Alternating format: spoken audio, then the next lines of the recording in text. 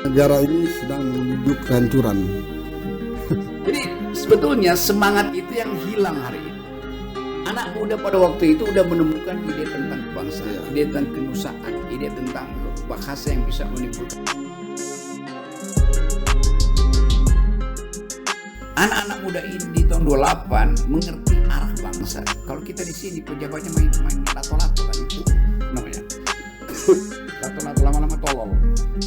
Parpol ini sebenarnya bengkerok dari segala permasalahan yang ada di bangsa ini. Jadi masalahnya bukan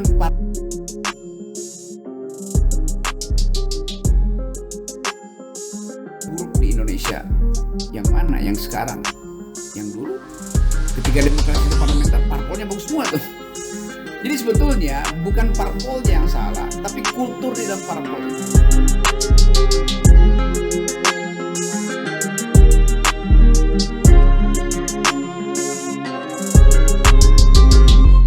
Salam.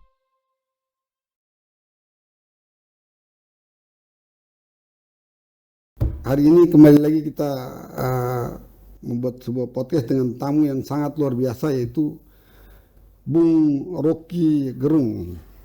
Selamat pagi Bung Rocky. Selamat pagi, salam satu rasa, salam satu bangsa. Salah satu titik penting adanya Indonesia, karena nama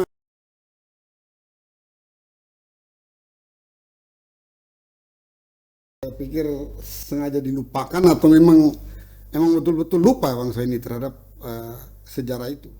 Ya karena tokohnya kan itu dianggapnya itu kan pemuda atau iya, tapi kalau sekarang mereka yang disebut sebagai pemain TikTok juga kan kita bayangin anak muda pada waktu itu udah menemukan ide tentang kebangsaan, ide tentang kenusaan, ide tentang bahasa yang bisa menimbulkan percakapan bersama, itu bahasa tanah air itu, walaupun ada bahasa daerah. Jadi anak-anak muda ini di tahun 28 mengerti arah bangsa. Kalau kita di sini pejabatnya main lato-lato kan namanya. Lato-lato lama-lama tolol. Pak Jokowi trendsetter loh, Bung. Di dalam Pak Jokowi itu trendsetter loh. Apapun yang dilakukan oleh beliau pasti diikuti oleh. Lato-lato ini kan Pak Jokowi yang populerkan. ya itu namanya laki-laki tolol. Tapi dari Aceh sampai Irian semua main ini. Akhirnya jadi orang dipalsukan kesadarannya melalui permainan yang itu permainan anak-anak juga saya main dulu, tapi orang kemudian seolah-olah nggak ada sensasi kalau nggak lato-lato. Ini yang kita sering sebut sebagai sublimasi kebudayaan. Jadi bagian buruk dari penderitaan manusia disublimasikan ke dalam permainan. Sangat masuk akal itu. Karena kemudian perusahaan lato-lato kerepotan juga untuk melayani pembeli. Iya. Dan uang yang bisa dipakai untuk beli susu jadi beli lato-lato. Jadi kegembiraan palsu sebetulnya. Ya kita tentu bukan menghalangi itu, tetapi teknologi politik yang kalau kita belajar culture studies ada yang namanya fasilitas fantasmagoria. Jadi dibikin fantasi lalu diglorifikasi dan semua orang lupa bahwa tetangganya itu lagi nggak bisa makan karena harga beras naik, harga listrik naik, tapi lato-lato jalan terus kan. Betul loh, saya jalan ke daerah-daerah kemarin di timur, di daerah anak kecil pada main lato-lato semua, ibu-ibu juga pada main lato-lato. Jadi saya sempat berpikir, wow, murah Rp5.000, tapi akumulasinya. Ya itu akumulasi dari permainan itu time consuming, menghabiskan waktu. Ya. Dan menghabiskan waktu artinya melupakan problem real bangsa ini, bahwa pemilu akan ditunda, bahwa reshuffle sebenarnya cuman reshuffle itu kan kayak main lato-lato aja kan, pokoknya bunyi aja tuh reshuffle isinya nggak ada. Betul. Dan kita sampai tidak menyadari apa yang ada di depan mata kita, dan itu sebenarnya jadi persoalan yang besar buat bangsa ini. Karena kalau orang bilang bangsa ini dalam keadaan baik-baik saja, ya saya juga ragu. Karena bangsa ini faktanya juga enggak sedang baik-baik saja. Ya itu persaingan untuk nyapresin Anies misalnya. Sampai sekarang apa poinnya? PKS akhirnya ucapkan, PDIP, Demokrat ucapkan, Nasdem ucapkan duluan. Tapi orang bertanya, wapresnya siapa? Oh nanti nego-nego dulu. Jadi tetap orang menunda sesuatu karena kepentingannya tadi nggak tulus sebetulnya. Nanti mungkin Demokrat maunya wapresnya dari dia, PKS sodorin persyaratan lagi, Nasdem akan negosiasi lagi. Nah keputusan-keputusan semacam ini yang membuat kita ketinggalan kereta ketika zaman sudah bergerak. Tapi Bung nggak setuju kalau pemilu ditunda ya? Ya ditunda demi apa itu? Kalau saya karena negara ini dalam kesusahan duit, mending uang untuk pemilunya dipakai untuk itu UMKM betul. atau apa kayak gitu. Itu yang paling betul. Kalau kesusahan uang jangan bikin IKN. Ya, Itu pentingnya kan. betul. Biaya pemilu 175 triliun. 175 triliun. Biaya IKN itu udah mungkin 600 triliun. Lalu kenapa Jokowi ingin bikin IKN tapi menunda pemilu? Trade off jadi mana coba? Ya. Jadi kalau dibilang nggak ada uang, oke. Karena nggak ada uang, mari kita tunda pemilu. Karena nggak ada uang, mari kita tunda IKN. Tapi IKN nggak mau ditunda, artinya ada uang banyak. Dan uang ada. Kalau kita baca APBN itu ada surplus 300-400 triliun tuh. Buat bikin pemilu, ya KPU akan bilang minta uang lagi 150 triliun. Kenapa? Ya mesti ada petugas KPP segala macam. Artinya dia jadi mahal karena potensi kecurangan. Setuju Bung. Kalau saya pemilu itu penting duitnya. Ya memang Bukan itu siapa yang mau jadi Ya, itu. presiden ke mau jadi Ya. caleg ke. Pemilu itu yang paling penting duitnya. Dan inilah yang menjadi rebutan semua orang. Ya itu. Jadi teori menunda pemilu boleh kalau nggak ada uang. Tetapi faktanya IKN adalah pemborosan. Kereta cepat adalah pemborosan. Sekarang kereta cepat misalnya udah 3 kali lipat naiknya. Yang hal yang bisa dibikin untuk bikin pemilu. Jadi pemilu akan ditunda bukan karena soal ekonomi, tapi karena sebut aja pewarisnya belum diketemu. Pangerannya belum ada. Karena kalau merunut sejarah, Bung, kita merdeka tahun 45, pemilu pertama itu tahun 55. Selama 10 tahun itu nggak ada pemilu. Dan negara ini baik-baik saja, tetap berdiri sampai sekarang. Termasuk juga adanya RIS dan sebagainya, dibombardir ada sama Belanda juga dengan agresi militer. Ini negara tetap teguh berdiri. Situasinya lain. Pada waktu itu orang ada di dalam diplomasi untuk memastikan masih ada RIS 49 sehingga nggak bisa bikin pemilu segala macam. Tetapi orang bergairah ketika pemilu 55 dan pemilu yang paling bersih 55. Ya. Sekarang orang bergairah untuk bikin pemilu untuk nyuri uang. Beda itu kan? Beda. Jadi imperatif ethics kita, ethical imperatif kita itu berubah tuh. Karena dianggap kalau pemilu uang berlebih tuh. Ya. Di 55 pemilu itu tanpa uang.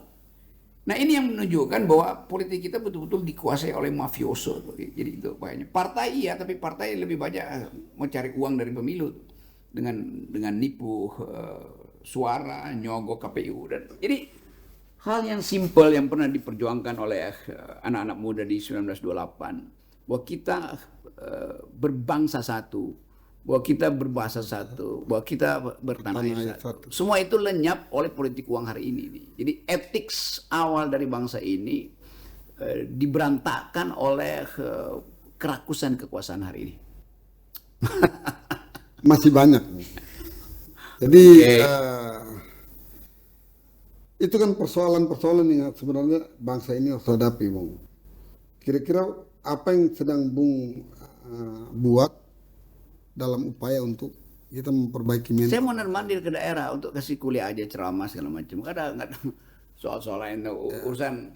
Kan kita tahu bahwa krisis ekonomi ada di depan mata tuh. Kemampuan kita untuk ganti energi fosil ke energi yang terbarukan nggak dibicarakan tuh.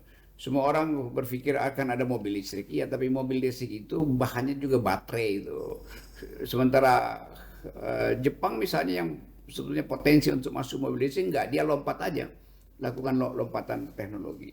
Jadi semua hal yang pernah kita bayangkan sebagai kesatuan berbangsa itu hilang karena ketamakan kerakusan oligarki. Dan oligarki ini dia bisa biayai 10 partai politik. Dia bisa biayai separuh gubernur Indonesia kok. Nah ini yang nggak disadari atau mungkin ya, dibiarkan oleh persekongkolan antara DPR dan presiden. Apa dasarnya? Karena nggak ada oposisi tuh. Jadi kalau kita balik tadi, karena tidak ada yang beroposisi, maka kekuasaan itu nggak bisa dikontrol. Yang beroposisi ya podcast macam ini kan. Jadi itu pentingnya demokrasi itu, di dalam demokrasi dihasilkan dari rahim demokrasi ada oposisi itu. Nah kita bilang kita kan demokrasi Pancasila, kita negara kekeluargaan. Kalau begitu nggak ada beroposisi. Kalau begitu sempurnakan jalan pikir, jadikan kerajaan kan itu kan. Tapi ada satu masalah besar di bangsa ini, yaitu mengenai parpol. Parpol ini sebenarnya bengkerok dari segala permasalahan yang ada di bangsa ini. Kenapa? Bagaimana upaya kita untuk bisa supaya parpol ini tidak dilibatkan dalam konstelasi politik Indonesia? Dua hal. Fungsi parpol secara normatif dan perilaku parpol secara deskriptif. Jadi kalau ada sebut bahwa parpol ini membajingan, mending kita bubarin. Oke, kalau nggak ada parpol, kita pindah pada sistem apa, itu pertanyaannya. Jadi akumulasi dari kepentingan rakyat dalam teori diagregasikan melalui partai politik. Idealnya begitu. Jadi kalau parpolnya bermasalah, maka agregat kepentingan rakyat itu nggak bisa disalurkan kan? Ya. Kalau begitu, ya lewat demo jalanan. Jadi masalahnya bukan parpolnya, tetapi perilaku parpolnya. Parpol buruk di Indonesia. Yang mana? Yang sekarang. Yang dulu, ketika demokrasi itu parlementer, parpolnya bagus semua tuh. Jadi sebetulnya bukan parpolnya yang salah, tapi kultur di dalam parpol itu. Itu feodalisme. Yaitu uang. Yaitu arogansi. Itu yang mesti kita beresin tuh. Ya, institusi parpol itu nggak mungkin dihilangkan. Kalau mau dihilangkan gampang, kita pindah pada sistem kerajaan. Lalu kita bertanya, bagus nggak kerajaan? Ya bagus, tapi Anda nggak punya hak untuk protes pada raja. Raja nggak akan dengar tuh. Raja hanya akan dengar penasihat-penasihat, dia bukan rakyat. Kan dalam sistem kerajaan rakyat itu non faktor. Di dalam partai rakyat ada faktor, tapi dikendalikan oleh oligarki dalam partai. Yang biasanya PDIP ada oligarki, Megawati itu, dan susah kita untuk mengatakan Ibu Mega tidak demokratis. Ibu Mega juga demokratis, tetapi partai itu terlalu bertumpu pada nama satu marga, itu Soekarno misalnya tuan. Kalau Anda bukan marga Soekarno, itu kurang aksesnya pada politik. Itu buruknya tuh di dalam sistem kepartaian kita, yaitu figur feodal yang masih ada di situ. Ya, berarti itu pengkhianatan terhadap demokrasi. Ya justru itu. Pengkhianatannya adalah kultur parpolnya, bukan partainya yang jadi kultur faktor. parpolnya. Di sebuah negara di Eropa tuh nggak ada parpol yang dikuasai oleh keluarga. Ya. Jadi sekarang di Indonesia ada istilahnya darah biru. Ya itu darah biru dan ada darah kotor. Ya, darah kotor banyak. Jadi saya mencoba membayangkan, mungkin nanti Bung bisa memberikan satu gambaran yang jelas. Bahwa Pada tahun 1945 Indonesia berdiri bukan karena parpol. Dan dia pemilunya 10 tahun kemudian. Parpol di mana? Parpol nggak ada. Tapi dia tetap bertahan hidup dengan segala macam perdebatan intelektual dan perdebatan intelektual dari periode tahun 30 ketika Bung Karno segala macam ditahan di ND lalu dipindahkan kemana-mana, itu ada situasi kekosongan diskursus karena intelektual kita ditahan Belanda.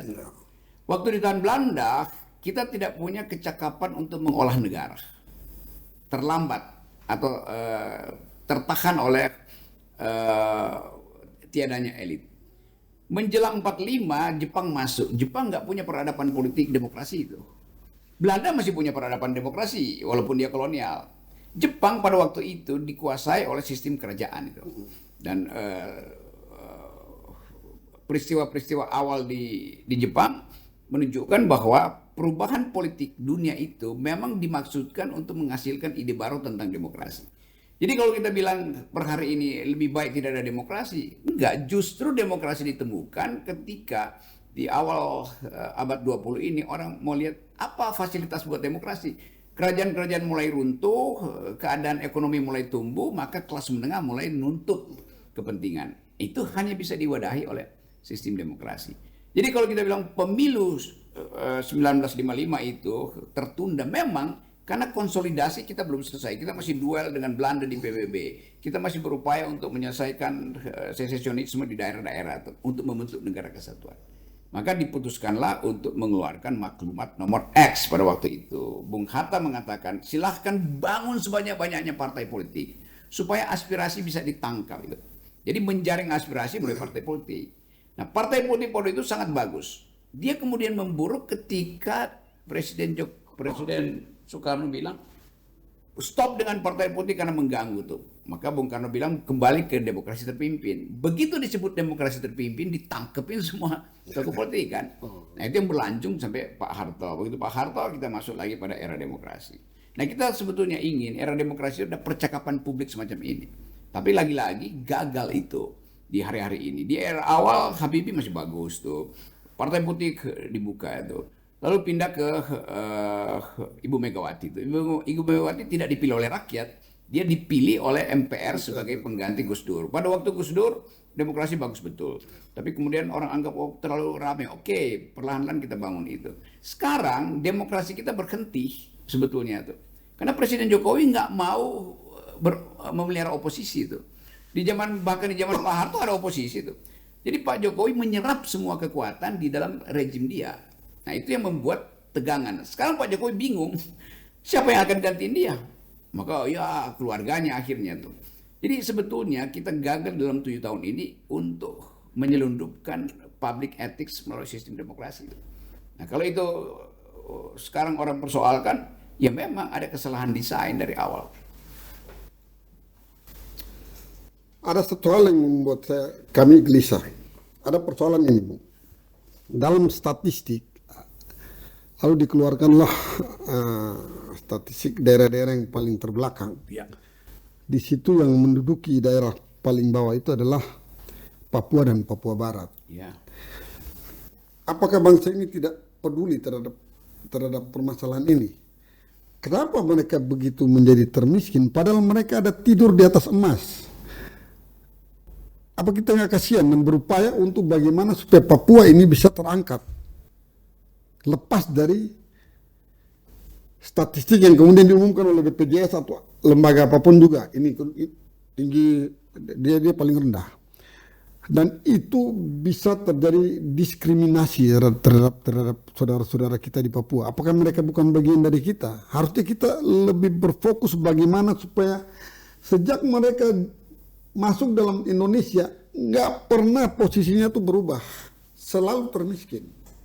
Iya, terus apa masalahnya? Kan Papua ingin merdeka, hak dia untuk merdeka dari perspektif asasi manusia. Nggak masalah dia mau merdeka. Iya. Tapi permasalahannya dia ada dalam wilayah Republik Indonesia. Bagaimana pemerintah tidak bisa mensejahterakan mereka? Ya itu soalnya. Kalau Anda sebut nggak ada masalah dia merdeka, tetapi dia ada dalam wilayah Indonesia. Jadi kita mendua sebetulnya. Oh enggak, saya nggak mendukung dia mau merdeka. Kalau saya mendukung dia merdeka dari segi hak asasi manusia. Faktanya sekarang dia ada di wilayah Indonesia dan menjadi tanggung jawab pemerintah Indonesia untuk mensejahterakan rakyatnya. Ya itu, dia nggak akan merdeka kalau dia sejahtera. Kalau dia nggak sejahtera, hak dia untuk menentukan nasib sendiri itu mesti kita layani. Tapi orang akan bilang wah Rocky Gerung promosi, bukan. Itu konsekuensi dari kalau misalnya di dalam keluarga ada anak yang terlantar, lalu anak itu protes, anak itu bilang bahwa kenapa saya didiskriminasi itu, udah bertahan aja nanti bertahun-tahun, lalu anak itu bilang oke saya mau keluar aja dari keluarga ini, jangan dong, sementara dia tahu kalau dia keluar dari keluarga itu dia bisa harga dirinya bisa pulih. Teman-teman di Papua juga begitu dalam pengertian, tetapi kita memang didesain kalau ini NKRI harga mati itu, tapi NKRI harga mati mematikan banyak orang itu. Jadi problem Papua itu, kalau kita lihat dari segi hak asasi manusia, dia berhak untuk menentukan nasibnya sendiri. Tapi kita bilang ini NKRI. Kalau NKRI rawat bangsa itu. Papua itu kelebihan uang di situ digelontorkan terus oleh rakyat, bahkan nggak bisa diaudit. Tetapi orang Papua tahu tidak merata tuh. Jadi bagian-bagian ini yang kita nggak boleh mendua tuh. Di dalam teori ada dual nationalism. Di Papua ada dua nasionalisme tuh. nasionalisme bahwa dia bagian dari NKRI. NKRI ya itu didalilkan. Tapi bagi mereka dia juga nasionalisme bagian dari Melanesia. Melanesia. Dan itu ada di dalam gambaran utuh masyarakat Papua yang selalu ada semacam mitos bahwa akan ada cult cargo, akan ada kapal yang datang ke mereka lalu menyelamatkan bangsa ini. Jadi nasionalisme kita mendua sebetulnya. Kita mau ada kemanusiaan yang adil dan beradab, tapi cara kita memperlakukan Papua di dalam sorotan internasional itu pelanggaran hak asasinya gede banget. Nah ini dilema pemerintah untuk menyelesaikan itu. Saya tahu betul di situ karena saya bergaul dengan teman-teman di situ. Kesakit-hatian mereka melihat ketidakseimbangan pembangunan di Indonesia tadi itu menyebabkan ide tentang merdeka jalan terusan. Lain kalau Papua misalnya pendapatan per kapitanya itu sama dengan di Jawa Barat misalnya. Barat. Karena dia akan bilang kami punya tambang emas, tapi kami miskin itu. Lalu diperiksa, ya mungkin elit Papua aja yang korup itu, yang rakyatnya menderita segala macam. Nah ini yang mesti dipikirkan oleh negara bahwa hak untuk self determination itu dijamin oleh PBB. Jadi kalau kita lihat sekarang Papua seolah-olah dalam 1-2 gerakan kecil dia bisa merdeka. Lalu kita bilang kenapa ya? Ya karena kita gagal untuk menghasilkan kesejahteraan pada sahabat-sahabat di Papua. Saya setuju. Dan itu memang sudah rawan banget. Tapi persoalannya adalah kenapa para aktivis, bagi saya aktivis juga mendua antara ingin Papua tetap bagian dari wilayah NKRI, tapi di sisi lain juga ingin Papua lepas. Ya itu ada aktivis yang menganggap bahwa sebaiknya Papua lepas aja. Toh kita bisa bersahabat dalam persemakmuran dengan Papua. Dan itu menimbulkan satu diskusi panjang tentang teori bernegara. Kalau kita menganggap NKRI harga mati, apa masalahnya kalau NKRI harga mati? Kita mati di NKRI. Kalau kita bisa bikin misalnya itu persemakmuran tuh. Ada persemakmuran Indonesia Timur, Indonesia Barat, yang culture-nya memang beda tuh. Jadi orang mulai berpikir, bagaimana kalau jadi negara federal aja, ada negara-negara bagian, mungkin lebih layak kita. Karena semuanya mau dikontrol dari Jakarta, dikirimin pasukan ke sana, dibujuk dengan APBN, dikasih biaya otsus yang tinggi sekali, tapi nggak menghasilkan kesejahteraan kan. Jadi itu intinya. Jadi buat saya cara kita bernegara itu harus dipikirkan ulang secara mendasar. Mungkin NKRI harga mati itu terlalu bebannya besar betul kan. Jadi keadaan itu yang membuat kita lebih baik kita diskusi secara jujur tuh daripada kita saling jangan nanti kalau Papua merdeka berbahaya buat Indonesia. Loh secara kultural juga berbeda gitu.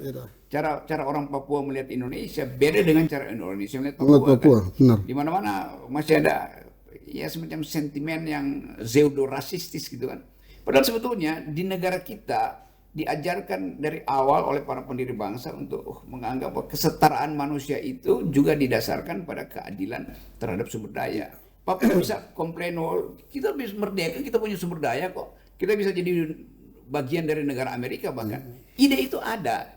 Kalau saya bicara dengan teman-teman mereka Papua yang ada di London, ada di New York itu, ide itu udah terbentuk. Jadi mereka menganggap tinggal tunggu kesempatan aja. Apa kesempatan itu? Reaksi internasional. Nah itu yang kemudian sekarang digelorakan terus menunggu reaksi internasional. Sementara pelanggaran HAM jalan terus. Gitu. Jadi ya saya setuju Bung. Dulu saya berpikir bahwa saya termasuk salah satu orang yang fanatik dengan NKRI harga mati. Tapi setelah kesini sih saya pikir ini adalah sebuah pembunuhan terhadap saya. Karena ya benar. Malaysia Amerika itu bukan negara kesatuan yang mutlak, dia terdiri dari negara bagian. Tapi kalau ada orang yang mencaplok wilayahnya, pasti habis itu. Artinya kekuatan persatuan itu nggak selalu harus diukur dengan negara kesatuan Republik Indonesia harga mati. Karena kita punya pilihan-pilihan lain dan negara ini saya yakin tidak akan bubar walaupun NKRI ini diganti dengan negara federasi atau apapun juga. Iya, memang nggak akan bubar kan yang kalau dia dipertahankan dengan kultur, maka dia akan tumbuh lebih beradab kan. Sila ketiga kita bunyinya Persatuan Indonesia. Bukan kesatuan Indonesia. Ya, persatuan. Jadi persatuan artinya harga yang berbeda supaya ada persatuan. Kalau ini NKRI, Negara Kesatuan, nggak ada negara kesatuan, negara persatuan, maksudnya NPRI Ya. disebutnya. Setuju, karena kalau kesatuan itu dia seperti dipaksa. Ya itu maksudnya. Tapi kalau persatuan sebuah kesadaran datang Nah, dan itu poinnya tuh. Jadi Ya. secara eksistensial kita mengerti kita memerlukan persatuan. Ya. Jadi jangan paksakan kesatuan, pasti berantakan kan gitu.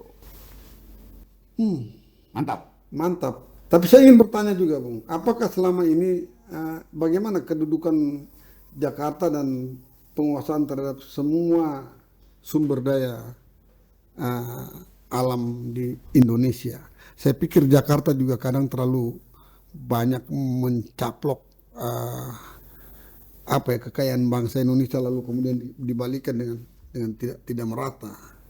Itu masalahnya, eksploitasi Jakarta terhadap daerah itu menyebabkan upaya secesionisme, upaya pemisahan daerah. Kan daerah menyumbang pada Jakarta. Jawa itu nggak hidup dari dirinya sendiri. Ya. Jadi sekali lagi, Seperti pemerintah pusat itu didesain harusnya kasih perimbangan terhadap kebutuhan daerah tuh. Nah, daerah yang kaya tentu cemburu. Kalimantan misalnya itu kaya betul, tapi itu betul-betul berantakan. Mau dibangun IKN di situ, dan orang tahu IKN dibangun di Kalimantan itu bukan untuk menumbuhkan Kalimantan. Kan seluruh peralatan akan datang dari Jakarta kan. Ya. Kalau ditanya misalnya kepala IKN siapa sekarang, orang Jakarta. Yang akan dibangun di situ fasilitas apa? Oh, itu pegawai negeri yang dari Jakarta. Jadi ide tentang sebut aja local wisdom, otonomi daerah itu nggak ada. Nah, itu yang bagi kita yang menduga dengan kuat bahwa sentralisme Jakarta itu justru potensial untuk memberantakkan NKRI itu. Nah, kalau udah mulai keresahan dikirim tentara ke situ. Padahal masalahnya keadilan sosial, bukan upaya pemisahan. ya, termasuk dengan pemekaran wilayah di Papua menjadi 5 provinsi. Ya, itu buat Apakah itu seperti Belanda melakukan politik divide et impera? ya kira-kira supaya konsentrasi terpecah pada provinsi, maka akses pusat itu bisa lebih mudah. Kalau dia cuma satu blok kan apa namanya nih, yang mereka sebut OPM bisa terkonsolidasi itu. Tapi sekali lagi, justice itu kan nggak mungkin dibaca sekedar dengan mengirim kapital. Harga diri manusia itu adalah dasar dari keadilan sosial. Jadi kalau orang Papua tetap merasa bahwa ya dia tetap terlantar sebagai warga negara, maka ide tentang dulu di Papua tuh ada ide tentang cargo cult loh. Artinya jadi orang Papua merasa bahwa nanti akan ada kapal kargo besar itu yang akan membawa mereka ke apa namanya, ke Tanah impian atau iya, tanah impian itu, ke utopia itu. Ya. Itu terpelihara terus. Nah, koneksi itu kemudian terbentuk. Keresahan di Papua karena ketidakadilan, mereka melihat ini kita punya Freeport tapi kita berantakan tuh. Keresahan di Papua dibaca dengan bagus oleh elit-elit Papua yang terdidik di pusat-pusat oposisi dunia tuh. Di New York ada, di London ada, di Frankfurt ada. Mereka ini yang kemudian bikin koneksi. Lalu orang menganggap bahwa Papua itu betul-betul ingin merdeka. Memang hak dia untuk merdeka. Tapi hak itu bisa dinegosiasikan kalau yang disebut keadilan itu mereka rasakan kan. Jadi hal semacam ini yang buat saya sebetulnya menganggap bahwa negeri ini terlalu berbeban karena panjang besar negeri ini kan. Ya. Dulu kita pernah bayangkan Rusia itu ada empire, iya tapi berantakan juga tuh. Sebelumnya juga kerajaan-kerajaan besar itu berantakan. Jadi lebih baik ambil prinsip small is beautiful daripada kita berupaya untuk ini mempertahankan tadi sesuatu yang NKRI harga mati. Ya. Sekarang kita tanya mati di harga berapa NKRI? Ya, benar. Jadi itu yang sebenarnya harusnya menjadi bahan pemikiran terutama karena ini yang berperan adalah para anggota DPR Ya, dalam memikirkan ini. Tapi mereka pada bungkam dan saya tidak tahu apakah mereka tidak berani untuk membicarakan ini atau mereka memang pura-pura nggak mau tahu. Lebih banyak kepura-puraan sebetulnya. Karena sifat oportunistik dari anggota DPR sekarang ya pokoknya dia terpilih lagi 2-3 periode kira-kira begitu kan. Dan kalau pemilunya dipercepat itu artinya bisa dia nggak terpilih. Tapi pemilu ditunda 3 tahun kan dia masih bisa dapat gaji 3 tahun tanpa dipilih rakyat kan. Betul. Jadi pragmatisme itu yang menjijikkan sebetulnya dari segi etika politik. Mantap. Mantap. Satu lagi isu, Bung. Ya. Tadi kita udah bilang, ini mengenai Pulau Pasir. Pulau Pasir itu mungkin nanti Bung bisa mencoba mencari tahu tentang perkembangannya. Tapi Pulau Pasir itu sejak tahun 1974 itu yang saya tahu, kalau orang Kupang mau ke Pulau Pasir, dia harus minta semacam pas ke pemerintah kabupaten sehingga dia bisa berlayar ke pulau itu. Lalu tiba-tiba pada tahun berapa, 2000, ya baru-baru ini kemudian menjadi heboh karena Kemenlu menyatakan bahwa Pulau Pasir itu milik Australia. Dan ini menyebabkan warga Pulau Rote itu marah karena mereka merasa bahwa itu adalah bagian dari wilayah Pulau Rote, atau lebih tepat wilayah Indonesia. Karena kalau dilihat secara jarak dari Pulau Rote ke Pulau Pasir itu jaraknya cuma 120 km. Sedangkan dari ujung Australia ke Pulau Pasir itu ada jaraknya sekitar 300. Yaitu yang di dalam teori hukum internasional. Kan hukum internasional hanya mengatur zona ekonomi itu. Ya. Tetapi di dalam kalkulasi hukum ekonomi, orang akan lihat potensi di bawah zona ekonomi itu apa tuh. 5 juta, lebih dari 5 juta barel cadangan minyak. Yes, jadi itu intinya tuh. Sama seperti misalnya, kenapa ada ketegangan di Cina Selatan terus-menerus tuh. Cina kirim armada terus dan bahkan bikin pulau-pulau di sekitar di pinggiran Sumatera itu. Karena di situ kemudian ada cadangan. Sekarang diam-diam riset menunjukkan bahwa di atas Aceh itu ditemukan cadangan yang bisa menghidupkan Indonesia itu 300 tahun lagi itu. Dan semua itu kan keahlian teknologi. Jadi Cadangan minyak. Ya? Cadangan minyak. Minyak. Dan mineral lain di situ. Jadi kenapa Cina terus berupaya untuk protek wilayah itu sebagai wilayah dia? Dia klaim dengan tiga garis putus-putus itu kan. Nah, bagian itu juga yang berlaku di dalam teknik memanipulasi data. Nah, orang NTT menganggap secara tradisional itu tempat kita kok, mangkal kapal di situ. Ya. Tapi kan orang NTT nggak tahu bahwa di bawah itu ada cadangan macam-macam mineral kan. Nah, ini yang harusnya pemerintah terbuka tuh, supaya nggak ada pertanyaan kenapa kita tiba-tiba itu harus minta paspor pergi ke situ, minta permit kan. Malah ditangkap. Nelayan yang ke situ ditangkap sekarang. Jadi negara tidak mampu menerangkan apa yang terjadi dalam diplomasi perbatasan. Nah, kalau dalam diplomasi perbatasan yang dirugikan adalah cultural heritage, asal usul kebudayaan. Bayangin misalnya bertahun-tahun, berabad-abad pulau itu diakses dengan cara biasa aja. Saya mau ke Pulau Pasir, tiba-tiba loh kok saya nggak boleh lagi kan? Jadi memberantakkan sebuah ide tentang hak orang untuk hidup.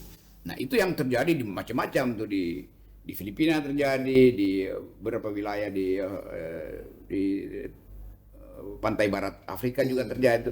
Jadi ada semacam kolonialisasi ide. Nah, pemerintah nggak bisa terangkan. Mungkin pemerintah Indonesia mengaku ya itu udah deal, nanti ada tukar tambah dengan segala macam. Tapi tetap rakyat daerah itu tahu bahwa itu hak kultural dia dari nenek moyangnya tuh. Pergi ke Pulau Pasir, bermalam di situ mungkin sebentar, tuh muter-muter buat cari ikan. Tiba-tiba ada larangan, mesti pakai paspor kan. Gila kan? Ya, jadi itu hal yang yang terjadi. kultural berubah jadi hal yang teknikal. Itu mengganggu kesadaran etis manusia. Itu yang terjadi sekarang. Jadi akumulasinya ada sekitar 3.000-an sampai 6.000-an nelayan yang ditangkap di Pulau Pasir. Padahal dari dulu mereka datang, mereka ngambil air di situ. Bahkan ada kuburan nenek moyangnya di situ. Ya pasti setiap lokasi arkeologis ditandai dengan adanya kuburan. Iya. Kalau orang bilang, ini kuburan siapa? Kuburan aborigin atau kuburan Orang Rote. Cayman Island yang jauh dari situ kan. Iya. Jadi orang mulai berpikir bahwa hak kultural itu harusnya mendahului hak ekonomi atau hak politik kan. Karena secara kultural sebelum dunia ini dijadikan negara itu yang beredar di situ adalah yang disebut laut bebas itu, ada doktrin laut bebas Laut dalam bebas, hubungan internasional. Jadi jangan diklaim sesuatu yang nggak ada dasar kebudayaannya tuh. Orang akan bingung, masa lebih dekat dari Australia waktu jelas-jelas di depan mata kita pulau itu kok. Itu dia yang terjadi sekarang ini, bahwa kemudian menimbulkan satu pergerakan di masyarakat Laut Timor. Ya, saya ngerti, saya cukup ikut. Jadi basisnya ditemukan pasti cadangan kekayaan di situ, maka 5 juta langsung main barrel klaim aja itu curahnya. Dan pemerintah gagal untuk negosiasi, bahkan kan diplomasi kita bukan sekedar kemampuan argumentasi di PBB, tapi kemampuan untuk menerangkan bahwa bumi ini dari 10.000 tahun lalu udah selesai pembagian topografinya tuh, bahwa kemudian ada migrasi, ada kolonialisasi. Itu adalah proyek gagal dari negara-negara angkuh pada waktu itu tuh, karena mau mencari sumber daya ke timur, lalu terjadi kapal perang diarahkan semua ke timur tuh. Jadi memberantakkan sebetulnya hak kultural dari masyarakat timur misalnya kan itu Rote. Ya, Rote. Iya. Karena orang Rote kecerdasannya jauh di atas orang Barat mestinya. Karena Kan terkenal kan kecerdasan Rote. oh ya, otak rote kalau Otak rote. ya itu yang sering didengungkan gitu. Karena mereka punya kemampuan berpikir. Dan Profesor Yohanes itu orang rote. Ya. Dua itu, satu Weset, yang satu adalah Herman, yang nama dia berikan sebagai nama jalan di Jogja. Ya. Karena dia rektor kedua UGM. Itu bapaknya. Ya, terus ada lagi beberapa orang rote yang top. Adrianus Moy orang Rote. Rote, Iya. itu rote asli. Itu gubernur Bank Indonesia yang Ya, pintar. itu rote asli itu. Itu Gitu. salah satu tokoh. Ya Bung, tapi saya mau tanya sedikit aja, mungkin agak bias dari yang kita udah bahas. Oke. Apa tanggapan Bung tentang kasus FS Ferdi Sambo? Ya kan pengadilan, ya kita percaya aja pengadilan, kita nggak punya pengadilan lain selain apa yang ada di situ. Oh, iya. Kan? Jadi semua orang yang mencoba mengintip apakah FS itu ada kaitan lain dengan proses perubahan politik, apakah FS menyimpan mungkin banyak dokumen tentang keadaan Republik, kan itu dari awal kita tahu bahwa Ferdi Sambo itu ada di dalam titik yang krusial tuh, karena jumlah akumulasi uang yang Money. dia pegang itu jadi ada di situ. Tapi orang juga mungkin menganggap bahwa ya kemana uang itu. Satu waktu mungkin orang akan lihat, oh ternyata rekening Ferdi Sambo itu tiba di beberapa capres yang hari ini ada tuh. Itu saya hanya bisa bikin dalam ilmu filsafat namanya hermeneutic of suspicion, itu menduga secara hermeneutis, jadi menduga secara metodologis gitu kan. Tapi itu oke, kita tunggu aja hasilnya gitu ya. Ya, jadi ya ini sebenarnya salah satu partai yang seru yang ditunggu-tunggu oleh masyarakat Indonesia. Iya, betul. Ya, mengenai masalah hukumannya kan itu.